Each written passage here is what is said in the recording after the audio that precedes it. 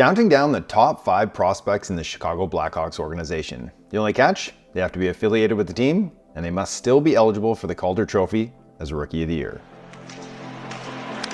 Nice nudge for Oliver Moore. Moore scores! Top shelf! 3-0 Gophers!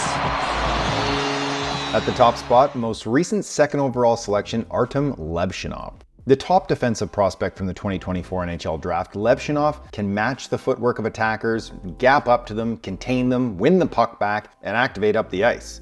Although he's not especially physical for a defenseman at this stage, that facet of his game should grow rapidly this season in the AHL or the NHL. With his frame and his strength, he can immobilize players on the wall and strip them of the puck. We also anticipate that he'll become a much more urgent and engaged player in this new setting. The only question mark in his game is his hockey sense. It's average at the moment, but we project that it will become higher end. Playing in Belarus for most of his career, Leoff hasn't fully integrated the tactical elements that inform the success of top NHL defensemen. If he can learn those, he'll put himself on track to become a true number 1. The trailer, Leoff. Leoff dances around Paquette. Leoff, hands, sharp angle, shot, score! Lepster beats Soulier from below the near face-off circle. 6-2, Michigan State. Coming in at number 2, Frank Nazar.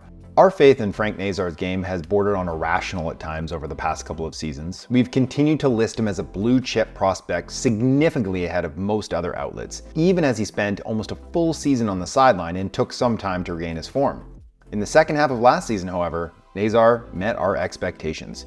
He drove his line's play while showing his habitual intensity. He pulled off technical and highlight reel caliber passing plays, attracted and beat defenders with fakes and explosive skating moves, and scored by attacking the net. There's not a more inside-driven player than Nazar. He charges right through defenses over and over again. If he stays healthy, learns to better pick his spot to unleash his creativity, and puts in a consistent defensive effort, he could become a top 6 playmaker and a fan favorite.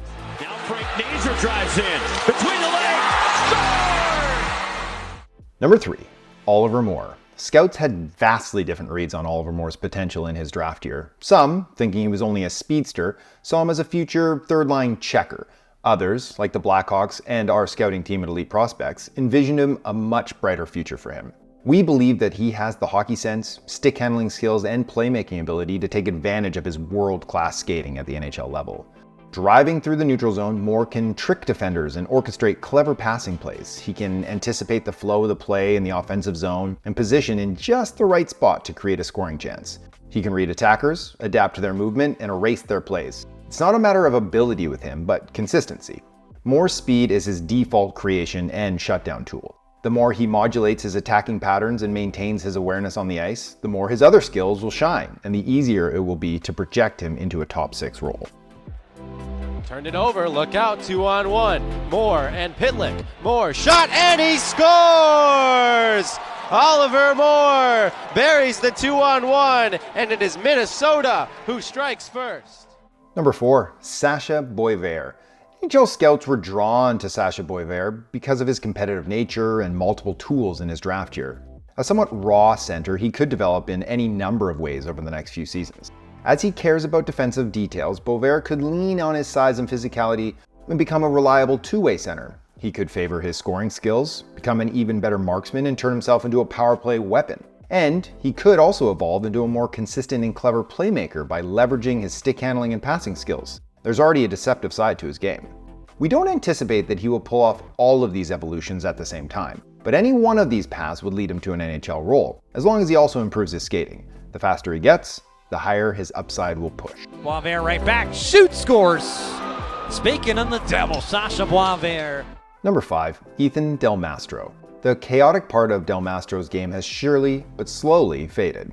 There are still moments where his old nature resurfaces and he holds the puck, deceives opponents, and attempts to create advantages for his team. He accumulated points at the AHL level, but it's the defensive side of his game which shines the most now. With his reach, skating, and physical skills, he kills plays early, imposing himself on opponents and removing their space. Fiercely defending the front of the net, he shoves, hits, and boxes out, and he positions well. On the back wall, his defensive and offensive skills combine. He establishes body position on loose pucks, seals them from forecheckers, and spins away in search of a passing option. While he's still prone to mistakes, Delmastro is on track to become a reliable defensive element for the Hawks. When he's established in the league, his offensive skills may resurface more often. Plays in the circle. Casper.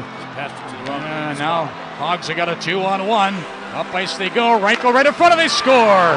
Delmastro with the goal. And the Ice Hogs beat the Griffins in overtime 5-4. To read more about these players and the rest of the Blackhawks prospects, head over to EP Rinkside, where we've broken down all 32 organizations' top prospects in detail.